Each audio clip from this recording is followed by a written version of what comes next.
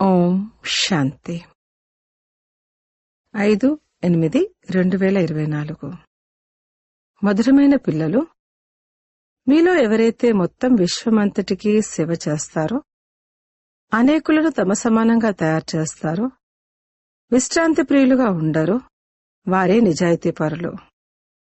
ప్రశ్న: బ్రాహ్మణ పిల్లలైన మీరు ఏ మాటలను ఎప్పుడు మాట్లాడకూడదు? జవాబు: మాకు బ్రహ్మతో ఎటువంటి సంబంధం లేదు. మేమైతే డైరెక్ట్గా శివబాబాని స్మృతి చేస్తాము అని బ్రాహ్మణులైన మీరు ఈ విధంగా ఎప్పుడూ అనరు. బ్రహ్మ తండ్రి లేకుండా బ్రాహ్మణులుగా పిలువబడలేరు. ఎవరికైతే బ్రహ్మతో సంబంధం ఉండదో, అనగా ఎవరైతే బ్రహ్మముఖ వంశావళి కారో, వారు శూద్రులవుతారు. శూద్రులు ఎప్పుడు దేవతలుగా అవ్వలేరు. ఓం శాంతి. ఆత్మిక తండ్రి కూర్చుని దాదా ద్వారా అర్థం చేస్తారు. పిల్లలు మ్యూజియం లేక ప్రదర్శన యొక్క ప్రారంభోత్సవం చేస్తారు. కాని ప్రారంభోత్సవాన్నైతే అనంతమైన తండ్రి ఎప్పుడో చేసేశారు. ఇప్పుడు ఈ శాఖలు లేక బ్రాంచీలు వెలువడుతూ ఉంటాయి. పాఠశాలలు ఎన్నో కావాలి కదా. ఒకటేమో ఈ పాఠశాల, ఇందులో తండ్రి ఉంటారు. దీనికి మధుబన్ అన్న పేరు పెట్టారు. మధుబన్లో ఎల్లప్పుడూ మురళి మ్రోగుతూ ఉంటుందని పిల్లలకి తెలుసు. ఎవరి మురళి? భగవంతునిదే. మరి భగవంతుడైతే నిరాకారుడు. సాకార రథం ద్వారా మురళిని మ్రోగిస్తారు. వారికి భాగ్యశాలి రథం అన్న పేరును పెట్టారు. దీన్ని ఎవరైనా అర్థం చేసుకోగలరు. వీరిలోకి తండ్రి ప్రవేశిస్తారు. దీన్ని పిల్లలైన మీరే అర్థం చేసుకుంటారు. మిగిలిన వారు ఎవరికీ రచయిత గురించి కాని, రచన యొక్క ఆది మధ్యాంతాల గురించి కాని తెలియదు. కేవలం గవర్నర్ మొదలైన గొప్ప వ్యక్తులుంటారు. వారి చేత ప్రారంభోత్సవం చేయిస్తారు. ఈ విషయం కూడా బాబా ఎల్లప్పుడూ రాస్తూ ఉంటారు. ఎవరి చేతనైతే ప్రారంభోత్సవం చేయిస్తారో వారికి మొదట పరిచయం ఇవ్వాలి. బాబా ఏ విధంగా కొత్త ప్రపంచ స్థాపన చేస్తారు, వారి శాఖలే ఇవి తెరవబడుతున్నాయి అని చెప్పాలి. వారి కళ్యాణం జరగాలని ఎవరో ఒకరి ద్వారా ప్రారంభింపచేస్తారు. తప్పకుండా తండ్రి వచ్చి ఉన్నారు అని కొంత అర్థం చేసుకోగలుగుతారు. బ్రహ్మ ద్వారా విశ్వంలో శాంతిమయమైన రాజ్యం లేక ఆది సనాతన దేవీదేవతా ధర్మం యొక్క స్థాపన జరుగుతోంది. దాని ప్రారంభోత్సవం అయితే జరిగిపోయింది. ఇప్పుడు ఈ శాఖలు తెరుచుకుంటున్నాయి. ఏ విధంగా బ్యాంకు యొక్క బ్రాంచీలు తెరుచుకుంటూ ఉంటాయి. తండ్రి వచ్చి జ్ఞానాన్ని ఇవ్వవలసి ఉంటుంది. ఈ జ్ఞానం పరంపిత పరమాత్మలోనే ఉంటుంది. అందుకే వారినే జ్ఞానసాగరుడు అని అంటారు. ఆత్మిక తండ్రిలోనే ఆత్మిక జ్ఞానం ఉంది. వారు వచ్చి ఈ జ్ఞానాన్ని ఆత్మలకిస్తారు. ఓ పిల్లలు, ఓ ఆత్మలు, మీరు స్వయాన్ని ఆత్మగా భావించండి అని అర్థం చేయిస్తారు. ఆత్మ అన్న పేరైతే సాధారణమైనది. మహానాత్మ, పుణ్యాత్మ, పాపాత్మ అని అంటారు. కావున ఆత్మకు పరంపిత పరమాత్మ అయిన తండ్రి కూడా అర్థం చేస్తున్నారు. తండ్రి ఎందుకు వస్తారు? తప్పకుండా పిల్లలకు వారసత్వాన్నిచ్చేందుకు వస్తారు. మళ్లీ సతోప్రధాన కొత్త ప్రపంచంలోకి రావాలి.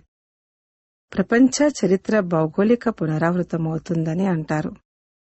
కొత్త ప్రపంచము లేక పాత ప్రపంచము మనుషులదే. తండ్రి అంటారు, నేను కొత్త ప్రపంచాన్ని రచించేందుకు వచ్చాను. మనుషులు లేకుండా అసలు ప్రపంచమనేదే ఉండదు. కొత్త ప్రపంచంలో దేవీదేవతల రాజ్యం ఉండేది. ఇప్పుడు మళ్లీ దాని స్థాపన జరుగుతోంది. ఇప్పుడు పిల్లలైన మీరు శూద్రుల నుండి బ్రాహ్మణులుగా అయ్యారు. మళ్లీ మిమ్మల్ని బ్రాహ్మణుల నుండి దేవతలుగా తయారు చేసేందుకు వచ్చాను. మీరు వారికి వినిపించవచ్చు. తండ్రి ఈ విధంగా అర్థం చేస్తున్నారు. మీరు కొత్త ప్రపంచంలోకి ఎలా వెళ్లగలరు? ఇప్పుడైతే మీ ఆత్మపత్తంగా వికారిగా ఉంది. అదే ఇప్పుడు నిర్వికారిగా అవ్వాలి. జన్మ జన్మాంతరాల పాపాల భారం శిరస్సుపై ఉంది. పాపాలు ఎప్పటి నుండి ప్రారంభమవుతాయి? తండ్రి ఎన్ని సంవత్సరాల కొరకు పుణ్యాత్మలుగా తయారు చేస్తారు? ఇది కూడా పిల్లలైన మీకిప్పుడు తెలుసు. 21 జన్మలు మీరు పుణ్యాత్మగా ఉంటారు. మళ్ళీ పాపాత్ములుగా అవుతారు. ఎక్కడైతే పాపం ఉంటుందో అక్కడ దుఃఖమే ఉంటుంది. పాపాలు ఏవేవి? ఇది కూడా తండ్రి తెలియచేస్తారు. ఒకటేమో మీరు ధర్మగ్లాని చేస్తారు. మీరు ఎంతగా పతితంగా అయిపోయారు. ఓ పతితపావన రండి అని నన్ను పిలుస్తూ వచ్చారు. కావునెప్పుడు నేను వచ్చాను. పావనంగా తయారు చేసే తండ్రిని మీరు నిందిస్తారు. అందుకే మీరు పాపాత్ములుగా అయిపోయారు. ఓ ప్రభు, నేను జన్మజన్మాంతరాల పాపిని, వచ్చి పావనంగా తయారు చెయ్యండి అని అంటారు కూడా. కనుకే తండ్రి అర్థం చేయిస్తారు.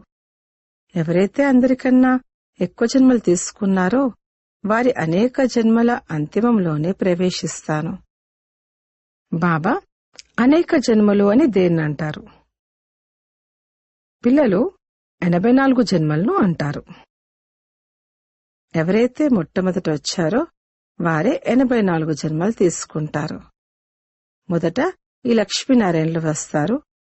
ఇక్కడికి మీరు నరుని నుండి నారాయణగా అయ్యేందుకు వస్తారు. కథ కూడా సత్యనారాయణ కథనే వినిపిస్తారు.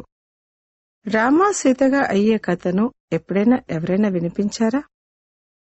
దాన్ని నిందించడం జరిగింది. తండ్రి నరుని నుండి నారాయణుడిగా, నారి నుండి లక్ష్మిగా తయారు చేస్తారు. వారిని ఎప్పుడూ ఎవరు నిందించరు. తండ్రి అంటారు, నేను రాజయోగా నేర్పిస్తాను. విష్ణువు యొక్క 2 రూపాలు ఈ లక్ష్మీనారాయణులు. బాల్యంలో వారు రాధాకృష్ణులు. వీరు సోదరీ సోదరులేమీ కాదు. వేర్వేరు రాజ్యాల పిల్లలుగా ఉండేవారు. వారు మహారాజకుమారుడు, ఆమె మహారాజకుమారి. స్వయంవరం తర్వాత వారిని లక్ష్మీనారాయణులు అని అంటారు. ఈ విషయాలన్నిటి గురించి మనుషులెవరికీ తెలియదు. ఎవరి బుద్ధిలోనైతే కల్పకృతం ఈ విషయాలన్నీ కూర్చొని ఉంటాయో వారి బుద్ధిలోనే కూర్చుంటాయి. ఈ లక్ష్మీనారాయణులు, రాధాకృష్ణులు మొదలైన వారందరి మందిరాలున్నాయి. విష్ణు మందిరం కూడా ఉంది. దాన్ని నరనారాయణ మందిరం అని అంటారు. మళ్ళీ లక్ష్మీనారాయణులకు వేర్వేరు మందిరాలు కూడా ఉన్నాయి. బ్రహ్మకు కూడా మందిరం ఉంది. బ్రహ్మ దేవతాయ నమః అని అంటారు. మళ్ళీ శివ పరమాత్మాయ నమః అని అంటారు. వారు వేరైపోయారు కదా. దేవతలను ఎప్పుడైనా భగవంతుడు అనేమైనా అంటారా? కావున తండ్రి అర్థం చేస్తారు. మొదట ఎవరి ద్వారానైతే ప్రారంభోత్సవం చేయవలసి ఉందో వారికి అర్థం చేయించాలి. విశ్వంలో శాంతి స్థాపన చేసేందుకు భగవంతుడు పునాది వేశారు. విశ్వంలో శాంతి లక్ష్మీ నారాయణ రాజ్యంలో ఉండేది కదా. వీరు సత్యయుగానికి యజమానులుగా ఉండేవారు కదా. కావున మనుషులను నరుని నుండి నారాయణగా, నారి నుండి లక్ష్మిగా తయారు చేసే పెద్ద గాడ్లీ యూనివర్సిటీ అనగా ఈశ్వరీయ విశ్వవిద్యాలయం ఇది. విశ్వవిద్యాలయం అన్న పేరునైతే ఎంతోమంది పెట్టారు. నిజానికి అవి వరల్డ్ యూనివర్సిటీలేమీ కావు. యూనివర్స్ అనగా మొత్తం విశ్వం. మొత్తం విశ్వమంతటిలోనూ అనంతమైన తండ్రి ఒకే కాలేజ్ని తెరుస్తారు. మీకు తెలుసు, విశ్వంలో పావనంగా అయ్యే విశ్వవిద్యాలయం కేవలం ఇదొక్కటే. దీన్ని తండ్రి స్థాపన చేస్తారు.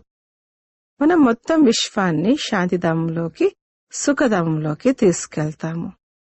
అందుకే దీన్ని ఈశ్వరీయ విశ్వవిద్యాలయం అని అంటారు. ఈశ్వరుడు వచ్చి మొత్తం విశ్వమంతటికి ముక్తి జీవన్ముక్తుల వారసత్వాన్ని ఇస్తారు. తండ్రి చెప్పే విషయం ఎక్కడా? వీరందరూ చెప్పే యూనివర్సిటీ విషయం ఎక్కడా? యూనివర్స్ అనగా మొత్తం ప్రపంచాన్ని పరివర్తన చెయ్యాలి. ఇదైతే తండ్రి పని మాత్రమే. మనల్ని ఈ పేరు పెట్టుకోనివ్వరు, మరియు గవర్నమెంట్ స్వయం పెట్టుకుంటుంది. దీన్నైతే మీరు అర్థం చేయించాలి, కాని అది కూడా ముందుగా అర్థం చేయించకూడదు. చెప్పండి, మా పేరు బ్రహ్మ కుమారులు, కుమారిలు. ఎప్పుడైతే తండ్రి వచ్చి రథంగా చేసుకున్నారో అప్పుడే వీరికి బ్రహ్మ అన్న పేరు వచ్చింది. ప్రజాపిత అన్న పేరైతే ప్రసిద్ధమైంది కదా. వారెక్కడి నుండి వచ్చారు? వారి తండ్రి పేరేమిటి? బ్రహ్మను దేవతగా చూపిస్తారు కదా. దేవతలకు తండ్రి అయితే తప్పకుండా పరమాత్మే అవుతారు. వారు రచయిత. బ్రహ్మను మొట్టమొదటి రచన అని అంటారు. వారి తండ్రి శివబాబా. వారంటారు, నేను వీరిలోకి ప్రవేశించి వీరి పరిచయాన్ని మీకిస్తాను.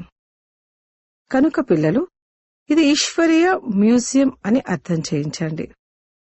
తండ్రి అంటారు, నన్ను పిలిచారు. ఓ పతిత పావన, రండి, వచ్చి పతితుల నుండి పావనంగా తయారు చెయ్యండి.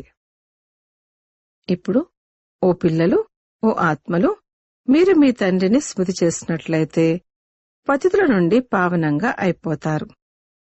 మన్మనాభవ అన్న పదము గీతకు సంబంధించింది. భగవంతుడు ఒక్కరే జ్ఞానసాగరుడు, పతిత పావనుడు. శ్రీకృష్ణుడు పతిత పావనుడుగా కాలేరు. వారు పతిత ప్రపంచంలోకి రాలేరు. పతిత ప్రపంచంలోకి పతిత పావనుడైన తండ్రే వస్తారు. ఇప్పుడు నన్ను స్మృతి చేసినట్లయితే పాపాలు భస్మమవుతాయి. ఇది ఎంత సహజమైన విషయం.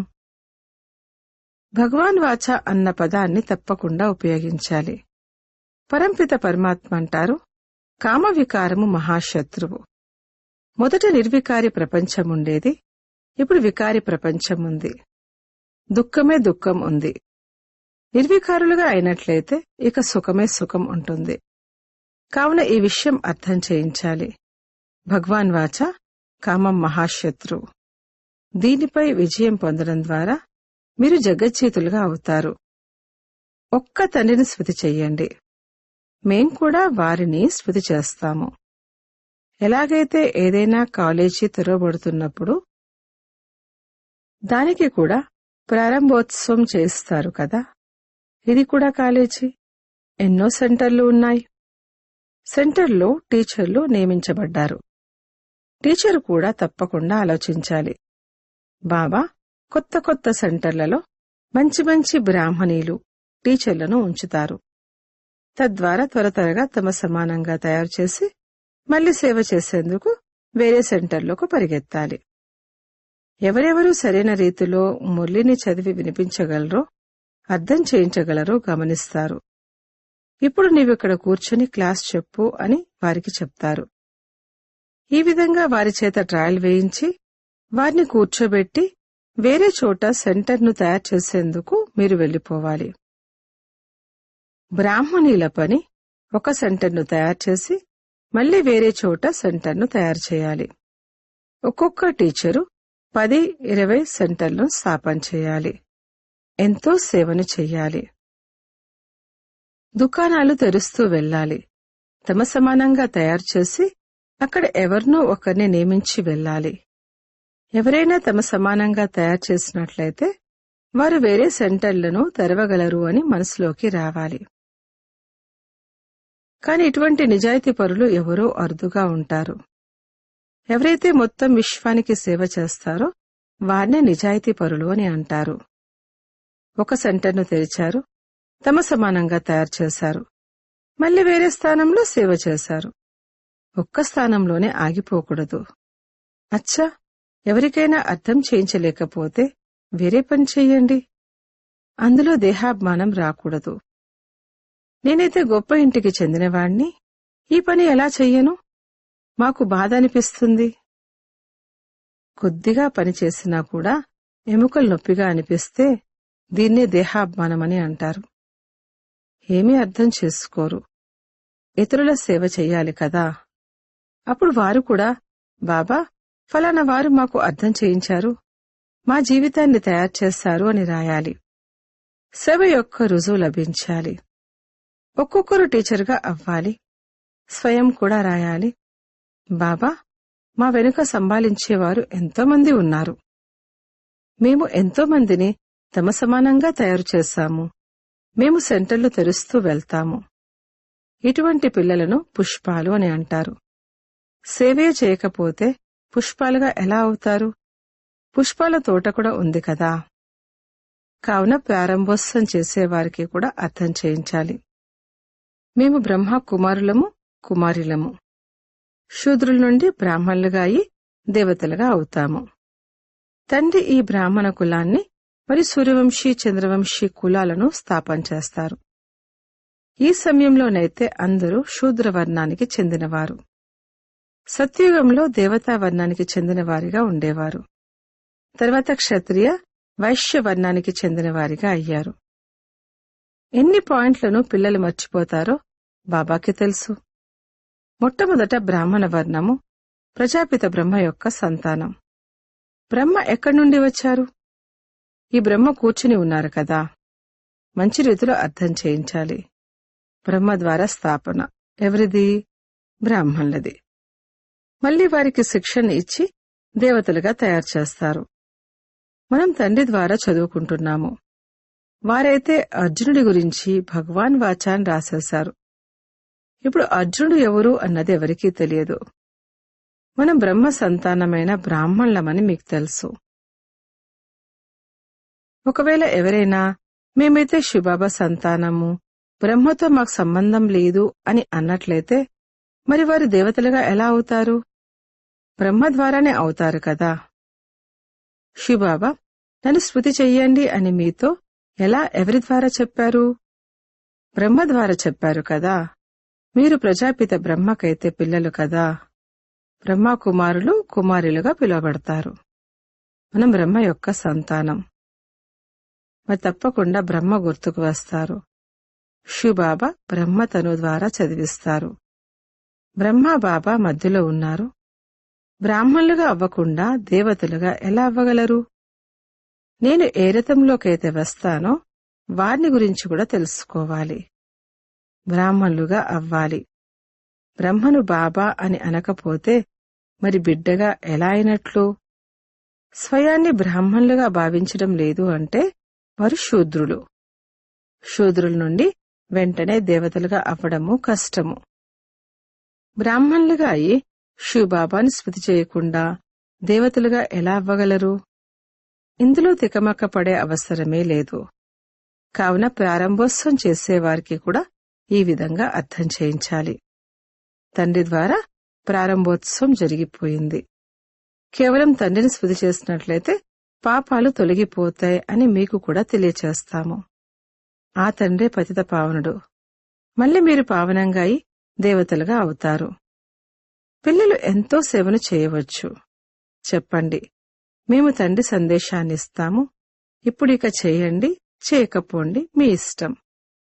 మేము సందేశాన్నిచ్చి వెళ్తాము. ఇంకే విధంగానూ పావనంగా అయ్యేది లేదు. ఎప్పుడు తిరిగి లభిస్తే అప్పుడు సేవ చెయ్యండి. సమయమైతే ఎంతో లభిస్తుంది. అచ్చా, మధురాతి మధురమైన సికిలదే పిల్లలకు మాతాపిత బాప్దాదాల ప్రియస్మృతులు మరియు గుడ్ మార్నింగ్. ఆత్మిక పిల్లలకు ఆత్మిక తండ్రి నమస్తే. ధారణ కొరకు ముఖ్య సారము 1.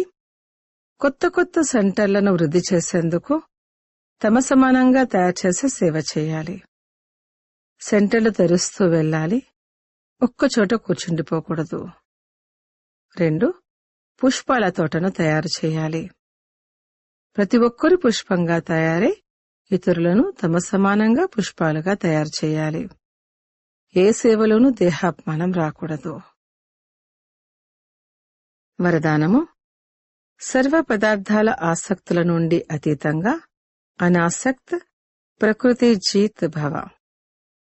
ఒకవేళ ఏ పదార్థమైనా కర్మేంద్రియాలను చంచలం చేస్తే, అనగా ఆసక్తి భావము ఉత్పన్నమవుతుంది అంటే కూడా అతీతంగా అవ్వలేరు. కోరికలే ఆసక్తుల రూపం. కొంతమంది కోరిక లేదు కాని మంచిగా అనిపిస్తుంది అని అంటారు. మరి ఇది కూడా సూక్ష్మ ఆసక్తి. దీన్ని సూక్ష్మ రూపంలో చెకింగ్ చేసుకోండి. ఈ పదార్థం అనగా అల్పకాలిక సుఖ సాధనం ఆకర్షితమైతే చేయడం లేదు కదా. ఈ పదార్థాలు ప్రకృతి సాధనాలు.